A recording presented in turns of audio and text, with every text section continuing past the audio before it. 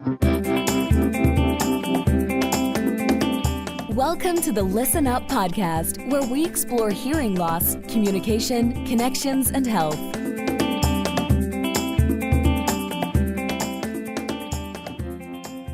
Dr. Mark Sims here. I'm the host of the Listen Up podcast, where we feature top leaders in healthcare. This episode is brought to you by Arizona Hearing Center. I help patients to effectively treat their hearing loss so they can connect better with their family and friends and remain independent. The reason I'm so passionate about helping hearing loss patients is because I lost my brother Robbie twice. First, from his hearing loss from radiation to his brain tumor, and then again when he passed away. I only care for ears. I'm the E of ENT, who's performed over 10,000 ear surgeries over the past 20 years. I'm the founder of the Arizona Hearing Center. I'm the author of Listen Up. So go to listenuphearing.com, go to azhear.com, contact us with any questions or email us for any support. Today on Listen Up, we have Mason Walker. I'm excited. He's the president of Audigy. He was an essential part of growing Audigy to what it is today. From the first time I met Mason around 2014, his ability to connect and his leadership was so apparent. He's a person truly dedicated to his team. I know him to be an excellent father and friend. He's originally from Tucson, Arizona, and we'll explore that a little further. And I'm excited to have him on Listen Up today. Mason, welcome. Thank you for having me. I appreciate it. So, I know the story, but this is one of my favorite stories that you tell. We all have our origin stories, and I love your origin story. Tell me a little bit about, what your parents did, what you grew up in, and what you did growing up as a kid and your experience. Well, I would say, you have to go back to where it all began, which is in this beautiful place called Tucson.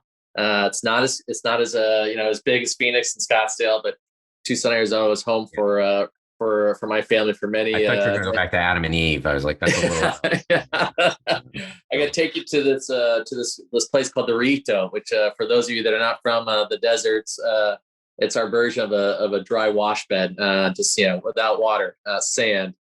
But I grew up in Arizona, and we're multiple generations in the state, and go back to even before the state was a state, when it was still territory. And our family. Yeah, well, we had my family had over near Sholo, kind of Pine Top area. They had a small cabin homestead where we had some cattle up there many moons ago. Homestead's still there. It's now a little state monument. But we came down south into Phoenix and then ultimately landed in Tucson. And on my mom's side of the family, they were all electricians. But on my father decided right out of high school that he wanted to purchase an antique shop. Why, I'm not sure. When you first graduate high school, that you would think that the antique shop is something that you want to pursue from a career, but he did. And that was, I want to say 1974. And essentially, we grew up there. I have one sibling, my sister, and it was a unique childhood growing up where your home is connected to your antique shop. And every morning I'd wake up and look out my bedroom window, and here's this antique shop full of merchandise. And your house was in the shop. Our house was connected to the antique shop, which was away from work that way, are you? Which was quite the childhood. Our antique shop was in the county, in Pima County. And in the mornings before I'd go to school, my dad would always come get me up and say, it's time to get the merchandise out. And our form of advertising back then was we'd haul about half of the merchandise out of the antique shop into the front of the store in the dirt parking lot that we had. It would hang all the spurs and the brain irons up and the chaps that we'd have on wagons that would be out front. Hopefully somebody driving by would see so much, in the way of items sitting out front that they'd have to stop and come in. But it was a special way of growing up. And I'd say the biggest thing for me was I was able to see my mom and dad every day pursue something that they loved. And so when you're able to see two people that you really admire and respect and value as your parents do something that really wasn't a job, and you were able to see them live their life in a way to where they're really living it through this career, albeit, an antique shop, not necessarily, a big corporate opportunity or a very lucrative business. They did something they loved. And I had the fortunate pleasure of my sister of seeing that every day. How old were you when you made your first sale? Do you remember?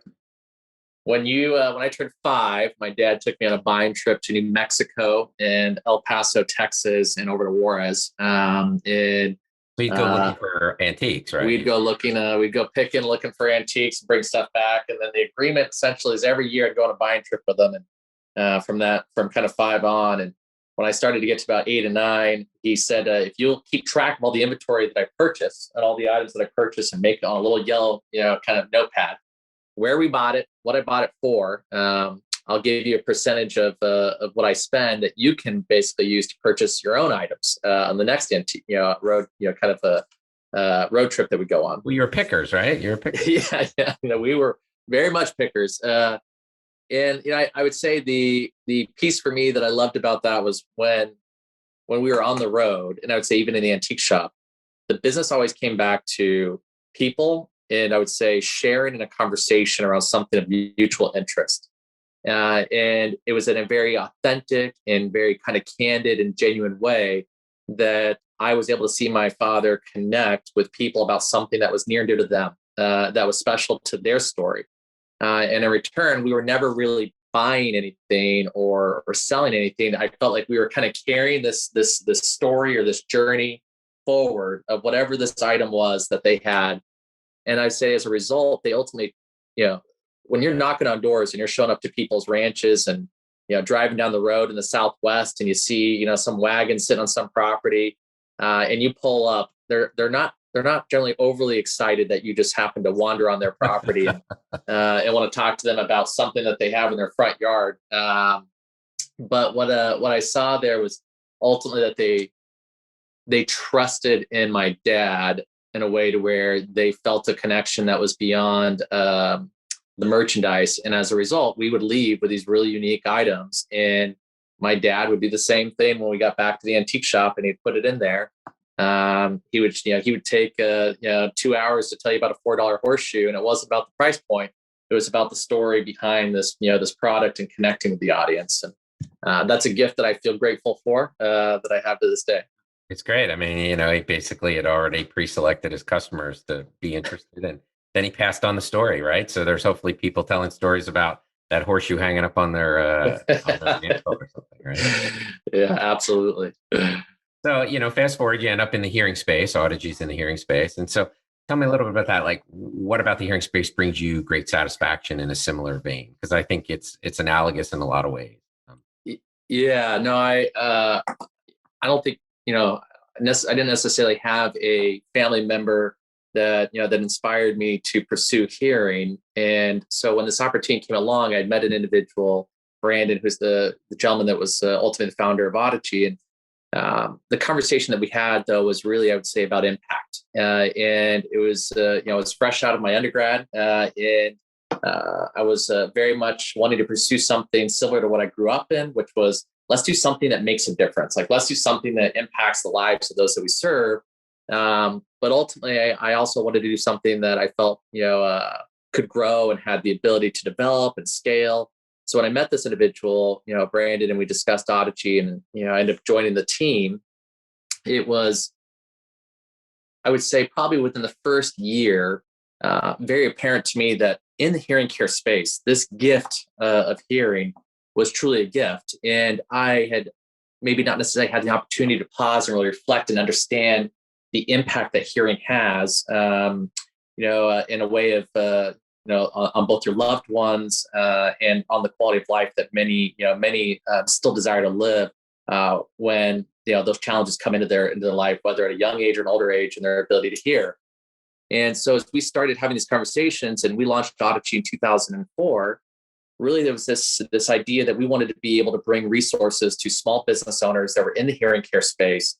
And if we thought about, just like within my own family's business, I believe that every market, every community, every patient, every consumer deserves freedom of choice. And so how do we help private practices, independents, have more tools in their toolbox to continue to do something that they love and to be able to serve in their communities? So when patients do go to maybe a big box or a larger retail, organization, and they're not pleased, or they're not, their experience isn't necessarily there in a way where they think, this is it, this is incredible. Where do they go then? And who do they look for? So hearing care for me was first about the Audigy model and how do we create a business model that can help independent practices. But once we had an opportunity to work with those businesses, and you sit in those, in those practices and hear the conversations that happen with those patients, how can you not fall in love with this industry?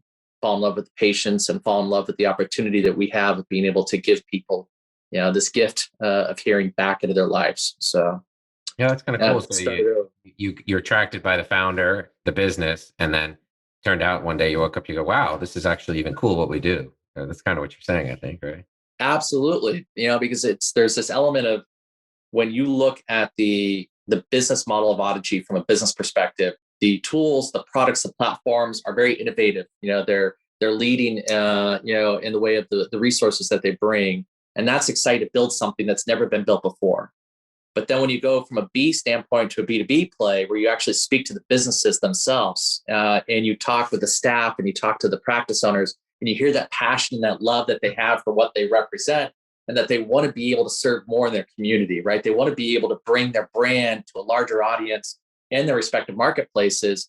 But at the end of the day, they know what they know, but they don't know what they don't know. And so in their mind, all they can see is their own four walls. And in their mind, that works. It's okay. It's good enough. And then we get an opportunity to share with them and show with them a path where they can potentially achieve much more, right? And then as the second, that third piece plays out from a B to C play with the patient engagement, to see your tools and your services now not only start at the corporate office and building something that we think is really exciting, go to the teams and the practices themselves and bring benefit and value, but now it's coming full circle with the patient and creating this experience, right, which is what I would say for many of us, we're searching for in our lives is we want an experience, not just a transaction. And that, yeah, exactly. 100%. So yeah, here's a noun and a verb. Right? Right. And, I think that, the other piece for me is, when you start thinking about healthcare and you start thinking about the patients that are out there in a variety of sectors, not always are we slowing down to be able to really acknowledge and identify with that individual what their life circumstances look like that they're navigating, in return the lifestyle that they want to be able to achieve. Right. Sometimes we're very focused on an immediate, prognosis or some sort of diagnosis around a need or a problem that they have. And in return, an immediate tactical or transactional solution. And with Audigy and with the conversations that we started to have with our members, it became really clear that they weren't necessarily there simply to treat a patient. They were there to be able to create patients for life in a way that they wanted to invest in that patient.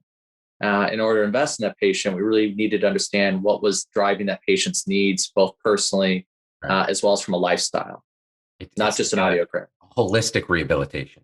That makes sense. Exactly. Yeah. Rather well said. Rehabilitating somebody's arm or leg, like if you break your leg, it's trying to rehabilitate the whole person back to what they want to be or what their expectations were prior to their hearing loss. And that's why I'm jazzed about it too. So, we have a mutually agreeable interest there. So, during your time at Audigy, what have you been most proud of? What accomplishments? You have a lot. So, in terms of your whole time there, what's the one that, you think, gosh, that's really awesome. Maybe it's more than one, but I suspect there's probably one that comes to the top. Yeah, no, it's a great question. And I think as any business owner and teammate and leader, you're extremely proud of what your business model has been able to achieve and the product that it represents within the marketplace. We created a kind of a new category and a new level of value that wasn't necessarily perceived or was there before in the way of other players. So to be able to create something and create a new niche and create new products was really, I would say, inspiring along the way. If I were to come back to the real piece of this, though, that I'd say I'm probably, it'll be 17 years in October that we've had Audigy and Audigy. You look so young. I was 23 when we started. The number of teammates that you feel you've been able to, I would say, write chapters with, or new chapters in their life as well as in your life. I'm really proud of how many people I believe have come into the Audigy system and the Audigy platform and into the Audigy culture that have been able to be a part of this movement. And I've looked at this, and I've always looked at this as, we're not interested in building a business, right? We're really interested in more so creating a movement. And if you can build a movement, right? A movement is something that has purpose, it has cause.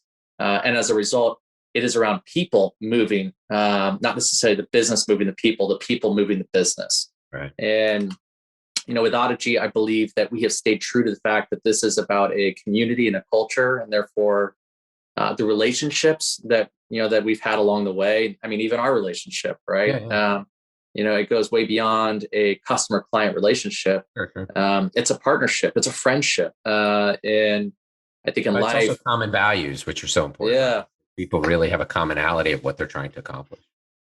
So I believe, probably the thing that, ultimately, if you were to ask me, what my, my greatest, achievement is with Audigy is, I believe, the impact that we've had on many lives, both at Audigy, in our doctor's offices, as well as with the patients. And so when you think about the number of people that you've been able to hopefully, influence and assist in having a better quality of life, I think that's what represents the fact that we've had the success that we've had. And, Ben, we've received amazing, accolades over the years from, various organizations. And it's all comes down to the fact that we have a group of people that care as much about this practice, or this business, as we do, as the, maybe as a few of the leaders. They treat this business as if it's their own. And that's pretty cool. Yeah, no, that's really awesome. So, you meet a lot of people who are starting out in hearing loss just by the nature of what you do. Like, what advice do you give them? The newbies, okay, keep your eye on the prize. What's the prize? Or what do you tell them? So, when if I were to, I guess two different, groups, right? If there's somebody coming to me that was interested in being a part of hearing care, I think it's, it's an incredible period of time for hearing, right? Like, there's more awareness around hearing than there probably has ever been before. And when you think about the, the options that you have accessible to you, both as a patient and then also as somebody who wants to be involved in the industry, there are so many elements now where you can be involved and being able to, I would say, grow this industry in a way to where, we're going to be taking some steps forward in the products that are being offered in market, technology that's come into place. The user experience has evolved in such a significant way over the last, 5 years. It's incredible to see where hearing is at. So I think it's an exciting time to be in hearing. From a patient perspective, there's definitely, I would say, a need for continued education and being able to understand what your options are, and educating yourself on the fact that not every point of sale out there within the U.S. is created equal when it comes to their investment in your hearing loss. And so, yes, you have more choices, and there's more freedom of choice in your options to be able to get access to hearing care, which is incredible. But I think we have to ensure that we're diligent in making sure that the patients are doing whatever possible and educating themselves on what those choices look like. The resources that are out there, and the accessibility that they have to that, to those, various mediums of distribution, because there's a lot. I look at it like sports or craftsmanship, right? Like, there's different level of sport, and you can be an awesome athlete if you have the talent, and that's not the same as people who play pickup sport in the schoolyard. Or, there's a difference between a master craftsman mason and a handyman. And so people have to really value what the skills of the people and what they do, not just the object, right? Not just the football doesn't determine the outcome, nor do the bricks, the person. Yeah. Right. And that's our challenge as an industry right now, is how do you also, we know that from a user perspective, I want greater ease, greater access. And I need tools and products that allow for me to have an easier interface. And sometimes when you look at, the different, professions that go through the evolutions that they end up going through, we have to make sure that we're being proactive as an industry, not reactive, and evolving to the needs of our patients.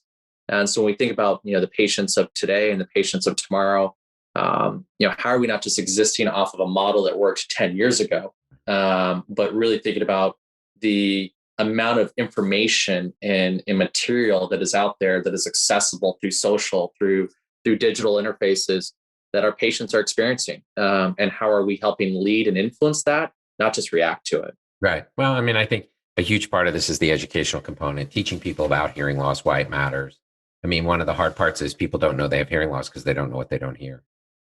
And that becomes a big part of the problem, right? So in the hearing care world, like, who are some of the people you respect highly? I mean, whoever comes to mind. I'm talking about care providers, like, people who are in the trenches. I mean, there's a lot of great executives, but Yeah, no, it's a great question, and I've been fortunate to be in thousands of offices over the last 17 years, and have met thousands of professionals and clinicians and doctors in our industry. There's an incredible group of when you look at the men and women that have invested in getting their doctorate degree in audiology and their commitment to the profession. It's humbling. And there's a few people that stand out to me. One for sure is an individual by the name of Dr. Linda Bourbon.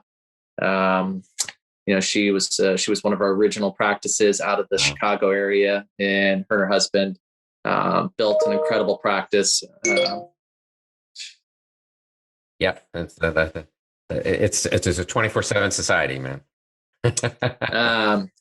So one of those individuals would be Dr. Linda Bourbon.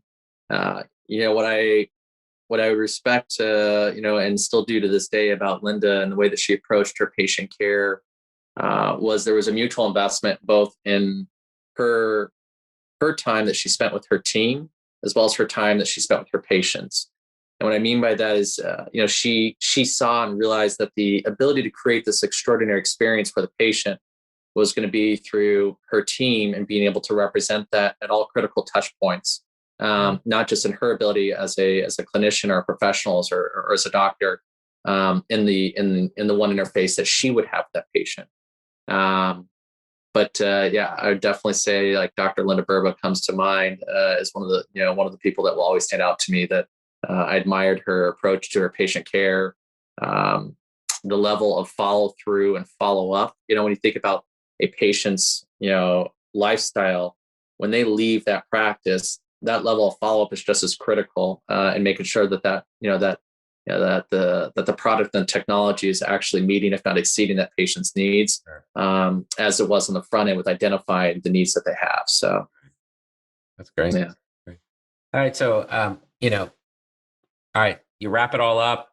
It's time for you to say your thing. Like, okay, Mason, like, who do you thank? Like, if you have that, you're accepting that speech, that's acceptance speech, before I ask you that though, how do I get a backdrop like yours?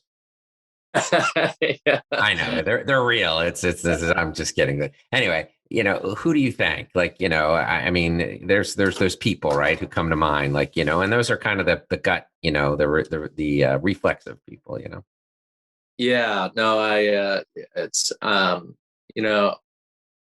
I look, mom and dad. yeah, no, I mean, I look at, where each of us are, today. And I think about, for me, if I come back to some of that conversation around, I desire to be a part of something that's a purpose, a cause, and a return, a movement, to where I feel like I'm able to truly contribute to something holistically, and be involved in something that represents more than a job description, right? Represents something more than roles and responsibility. Roles and responsibilities are only going to get you so far in your career. And if each of us desire to be able to have this incredible quality of life, then we have to think differently, right? We have to approach our position in a way to where it's not just a job, it's a way of living. And therefore, when I think about that mindset and I think about that type of behavior, I 100% have to start with the fact that I didn't really see and understand that through a degree, right? I didn't really see and understand that, through simply showing up and going through an educational system and having a few jobs. Certain people model that behavior, and some of those individuals were clearly like my folks, right? Hands down. There's a way of living that I saw, at Country Emporium Antiques with mom and dad, that I carry with me today. And I would also say that when I look at the journey that I have been on, part of my, I would say, my growth and my gratitude for the blessings that I've been able to achieve has really been due to the fact that when I think about where I want to see myself and where I want to go, I'm really clear on what my values are and what matters to me. I'm not just showing up and existing within a system and hoping that that system sometimes is going to work for me and move me forward. Right. I think there's a level of accountability that each of us, have or should be responsible for. If we do want to move forward, if we want to grow, and if we have goals, then we need to be, diligent in understanding what those goals really represent, what those values are that I truly want to live by, what those non-negotiables are that are critical that, I'm not going to sacrifice. Right. And so as a result, I feel like you can put yourself in play if you understand your environment and your ecosystem based around knowing who you are and what those goals are that you're searching for or trying to achieve or attain. And so, in thinking about that, part of that mindset also came from, being with Brandon, being with some of the other leadership at Audigy, to where they were very specific and definitive on where they wanted to see Audigy and where they want to see us, grow. And in return, it inspired me to be that specific about where I want to see myself. As Audigy grew, where did I want to see myself within Audigy? Right. There's another gem that is popping into mind that I'll share just briefly. But it was my grandfather Stark, who was an electrician, right? So It was on your mother's side. They were all electricians. Right? I was listening. Not necessarily very lucrative, lifestyle, but he was a small business owner, owned a small electrical place in Tucson called Batts and Stark Electric. And, what I saw from that, from that experience and watching my grandfather, when you own family businesses, whether you like it or not, family gets to work for free right. at them and help out whenever necessary. Costs down, doesn't it? Yeah. Grandpa needs extra help on a job site. Congratulations, as his oldest grandson, you're getting picked, and he'll treat you to lunch afterwards. But what I always saw there was the fact that if you're going to show up, you don't just show up and kind of exist. You don't just show up and give 50%. You show up and you give 100% of whatever that job opportunity is and whatever is needed. And that level of commitment to every project, it amazed me, right? No matter what time of day, what week or any time of the month, like when Grandpa showed up, when Stark Electric showed up, when Bass and Stark Electric showed up, you committed to that project. And there was a level of work ethic and a level of follow through and a level of commitment that it was about the pride of your work and being able to. Yeah, right. And there was and it really, it sticks with me to this day of, we would never leave a job until, no matter how long it took, until it was completed all the way. And when we did leave there was a sense of pride that you could see that he would have, that we did something in a way that, exceeded hopefully whatever the job was and the expectation. Right. That's awesome. This is great, Mason. Thanks. We've been talking to Mason Walker, President of Audigy. Mason, how can people get a hold of you or learn more about you? Feel free to connect with me on LinkedIn as well as on Instagram at Mason Blue Walker. And know that for me, I believe that each of us are on a journey and we're writing new chapters along the way. And if there's anything that I can do to help you in the chapters that you're writing, please don't hesitate to reach out. And again, at Mason Blue Walker on Instagram, and I'd be more than happy to be able to share any insights that I can. All right, Mason, thanks so much. Thank you, my friend. I appreciate you having me today. Thanks for tuning in to the Listen Up podcast. We'll see you again next time, and be sure to click subscribe to get updates on future episodes.